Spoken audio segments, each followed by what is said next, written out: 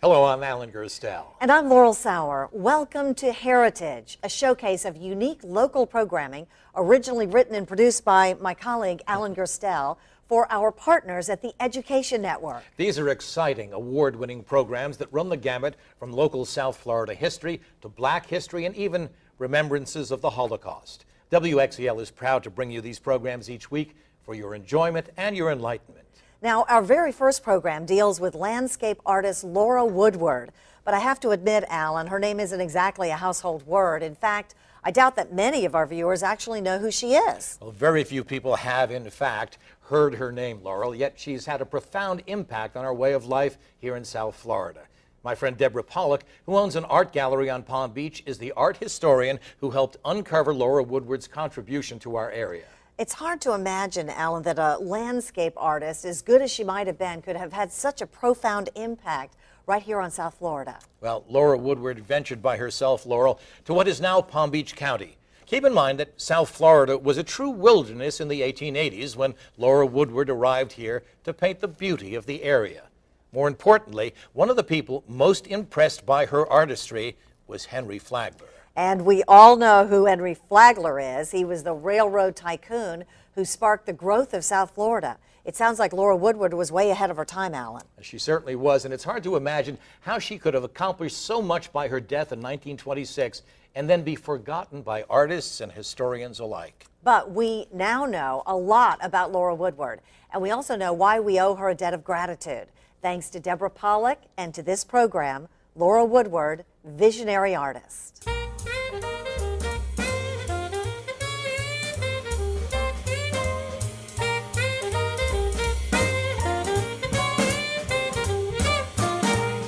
Palm Beach, a mere sliver of land between the tropical waters of the Atlantic and the Intracoastal Waterway. The barrier island encompasses fewer than 4 square miles, yet it is known the world over. The two words, Palm Beach, evoke an image of taste and sophistication, of extravagance, of old money sequestered in sprawling mansions. It is an island that prides itself as an international destination for the rich and famous. I don't think you could travel too many places on this planet and someone has not heard of Palm Beach. And the images that it conjures up in their mind from the great industrialist of the late 19th century to the modern mega billionaires that live here.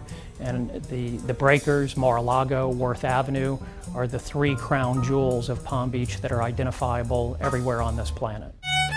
But more than a century ago, in the 1870s, the area was little more than a jungle overgrown with tropical vegetation. It was inhabited by a handful of pioneer families who were far outnumbered by wild creatures like bears, panthers, wildcats, and alligators.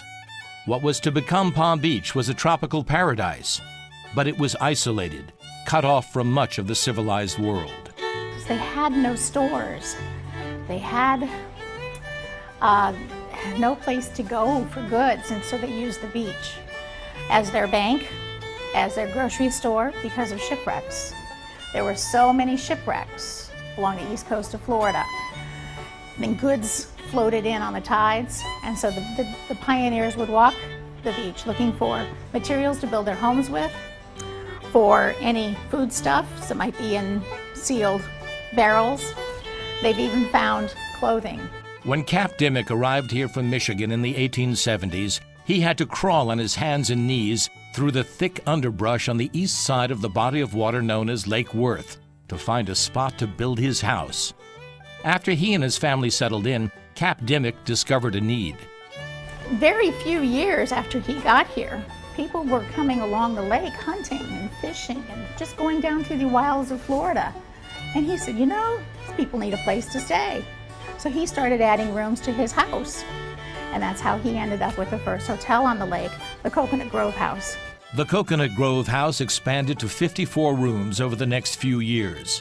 But the island jungle that flourished in the 1880s was in desperate need of a visionary to market the tropical beauty of the area that would blossom into Palm Beach and later Palm Beach County to the rest of the country. That visionary, we have now learned, was Laura Woodward.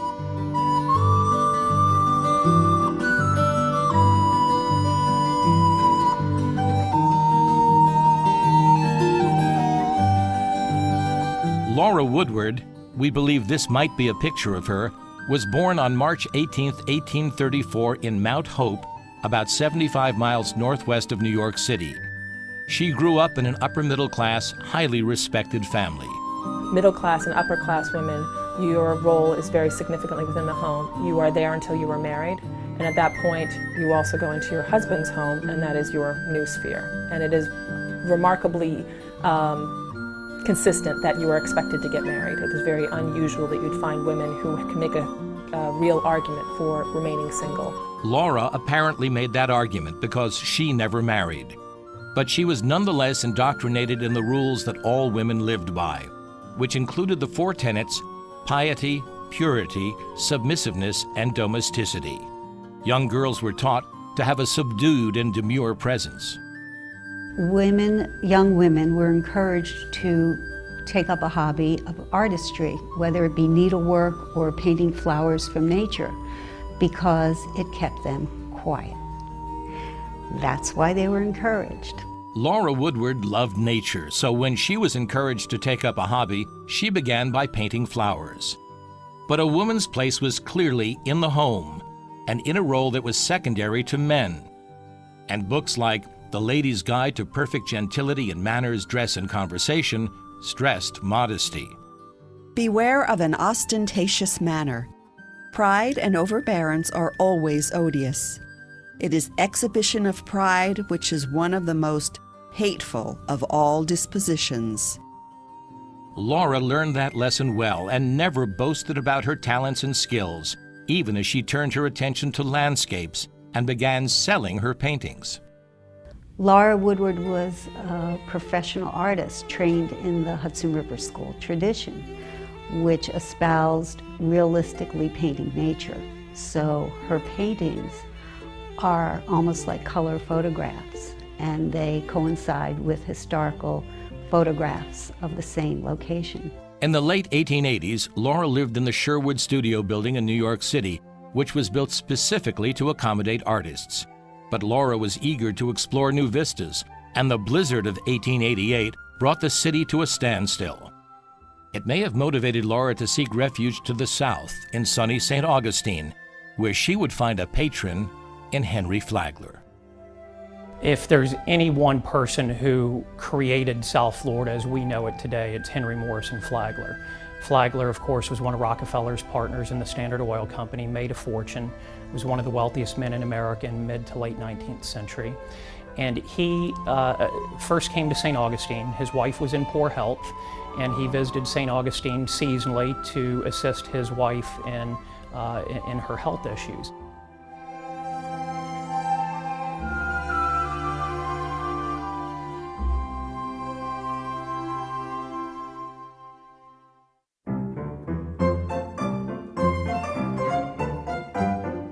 The year was 1882 when Henry Flagler began to develop plans for St. Augustine. He imagined the historic city in North Florida would be ideal as a winter resort, a place where he could bring his ailing wife and where other wealthy Northerners could also escape the harsh winters. Now, St. Augustine was a sleepy little city then. It was rather difficult to get to, but those people who did make the effort to get to it loved the place. It was beautiful, it was historical, it was an old Spanish city. Flagler's first order of business was the creation of a magnificent, sprawling concrete hotel named the Ponce de Leon, designed in the Spanish Renaissance style. It opened on January 10, 1888. Well, Henry Flagler built the Ponce de Leon with artist studios in the back, something that Laura had tried to get in the Northeast. And Henry Flagler was known as a great patron of the arts. He was an art lover and was phenomenal in the way he built his hotels. The best of society went to the Ponce de Leon and the Alcazar and the Cordova in St. Augustine. When he set up his painters colony or artist colony in St. Augustine as part of the Hotel Ponce de Leon, he was doing something very deliberate to support regional artists and to add interest to the hotel operation. And one of those artists became very well known, as highly prized today, and that's Martin Johnson Heade, who was a close friend of Henry Flagler's. So unlike his contemporaries, he was interested in the regional artists as well, and Laura Woodward would be one of those. Of all the women artists during the winter seasons of 1890 and 91, Laura received the lion's share of publicity. Laura Woodward was celebrated for going out and catching these beautiful, sublime scenes of Florida, selling them to tourists, and they would be spread far and wide, and people would see the beauty of Florida. Henry Flagler attended exhibitions at the Ponce de Leon. We know he was a big fan of Laura Woodward, who also understood the power of the publicity her paintings were generating. As early as 1890, her paintings were displayed in the Florida Times-Union's building, where their bureau was. Henry Flagler owned at least 2 of Laura Woodward's paintings, a coastal scene and a royal poinciana, and his paper constantly praised Laura Woodward.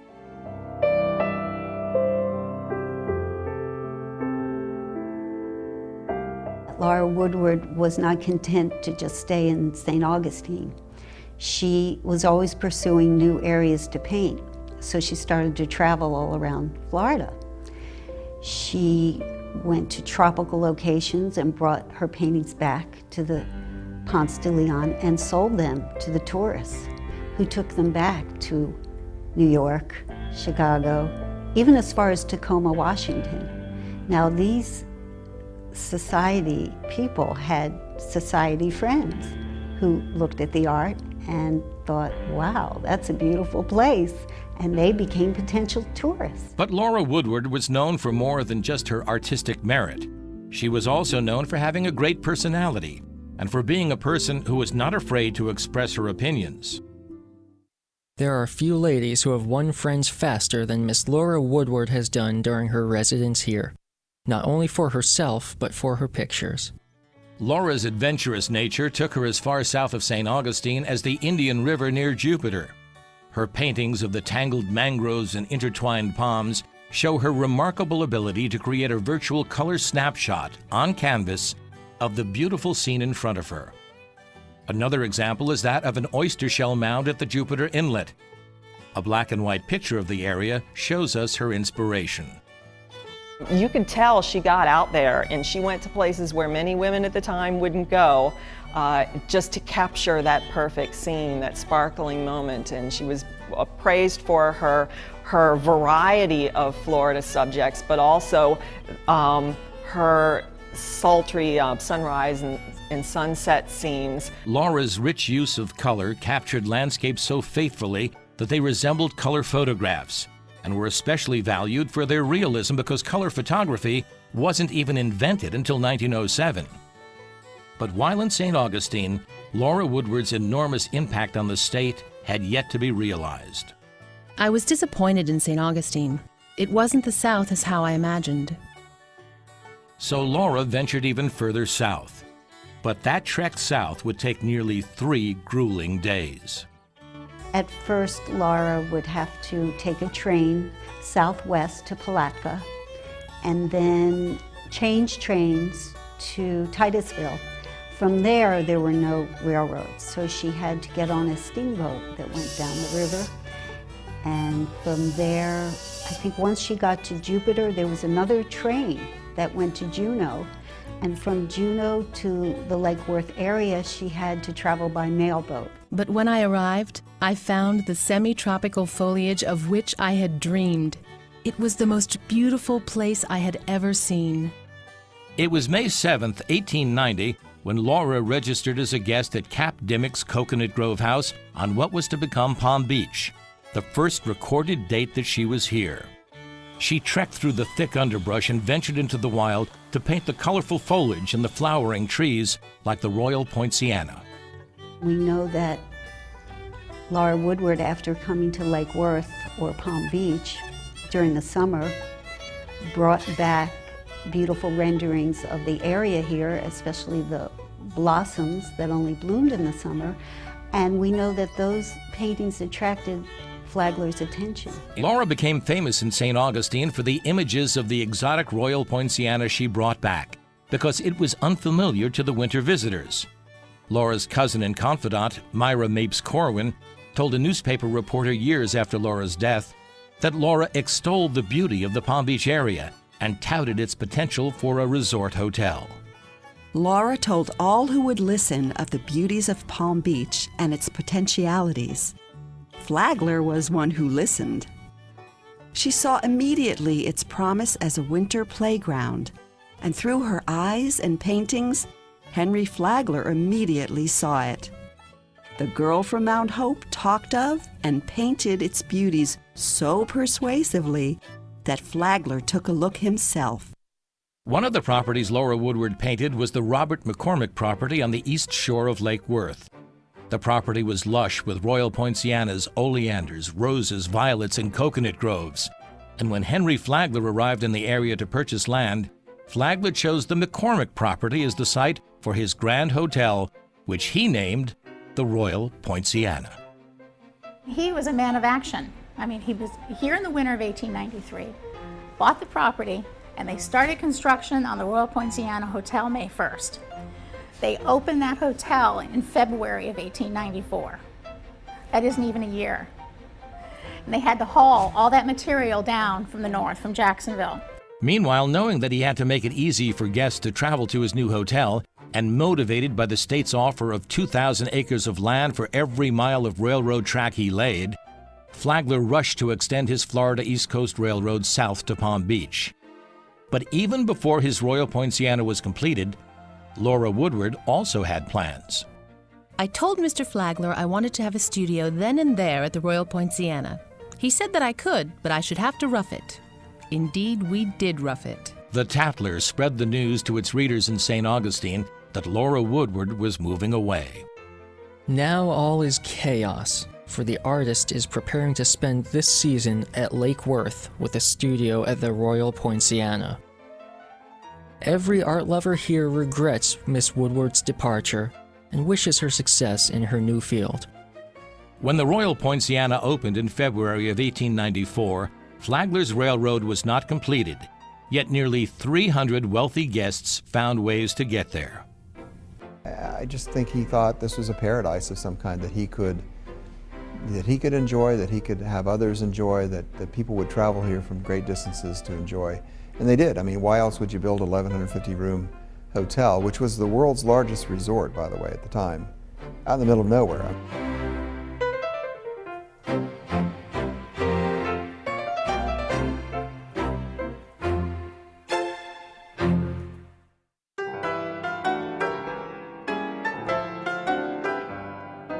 I think that all the changes that were going on in American culture and society during the Gilded Age certainly opened the door for female artists like Woodward to prosper.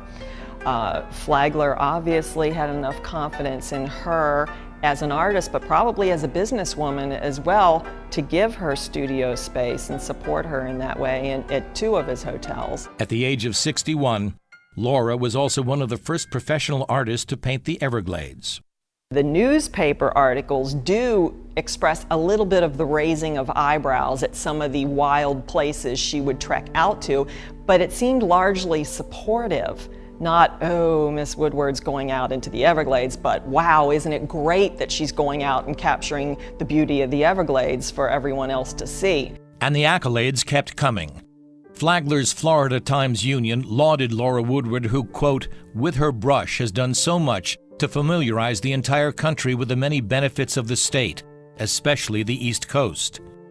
At the close of the season in 1899, the Palm Beach Daily News wrote, 4 years ago, Palm Beach was unknown to the great mass of people of the country. Today, it is the greatest winter resort in the Western Hemisphere.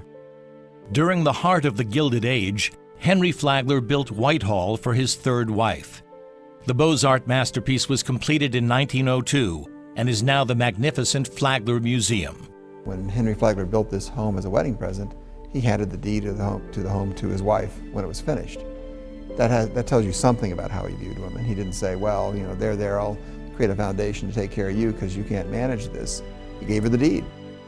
So I think that's a real strong expression of how he viewed women. And it helps reinforce what art historian Deborah Pollack states in her book, Laura Woodward, the artist behind the innovator who developed Palm Beach. Henry Flagler was definitely a man ahead of his time.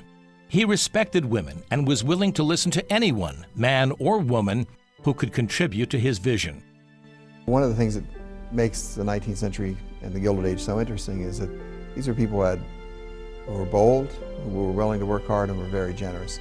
And if we could learn anything from them, it would be to be bold, to work hard, and to be generous. Henry Morrison Flagler died in May of 1913.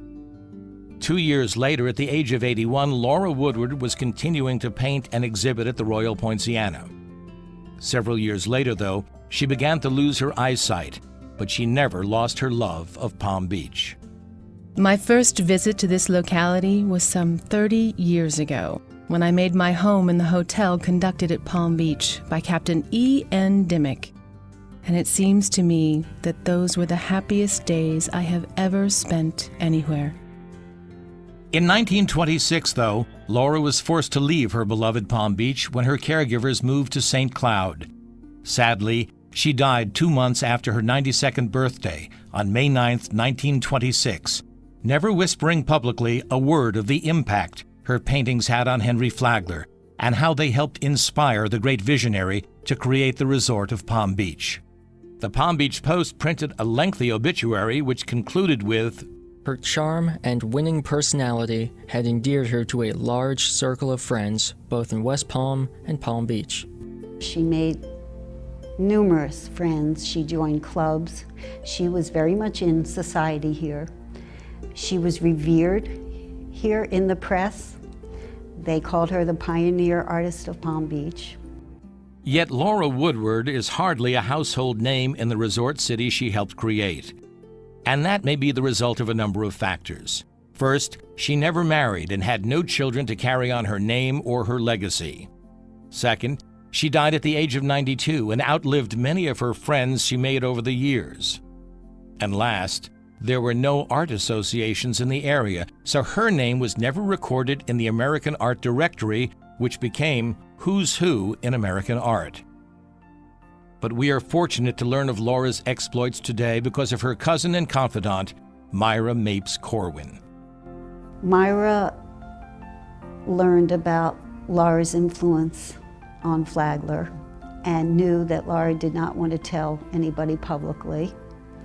And she kept it to herself, as did other family members. I think it's probably not unusual that she wouldn't have claimed a lot of authorship of these ideas, that she would have seen herself as a supporting actor within a lot of this. And I think that's a reasonable expectation for women in this time period. Around 1940, right before Myra died, she granted an interview to a New York reporter by the name of Mildred Parker Cease, and she disclosed Laura's confidential account of how she influenced Flagler to come to Palm Beach and develop Palm Beach. Mildred Parker Cease wrote about Laura Woodward's influence on Flagler in her 1943 book, Old Orange Houses. Then in 2007, Cease's papers were discovered in the basement of the Goshen Historical Society near Mount Hope, New York, where Laura grew up. They provided additional documentation and confirmed Myra as the source. I believe that part of her legacy is that she is a role model for young people today. Her bravery, her assertive behavior, yet her modesty and humor and likability, that's something to strive for. And finally, I believe that her work is her legacy. Her work reminds us, all of us, no matter where we're from, to appreciate nature. After looking at a Woodward work, we never seem to look at a real hibiscus or a real Royal Poinciana or palm tree or mountain or lake or coast quite the same.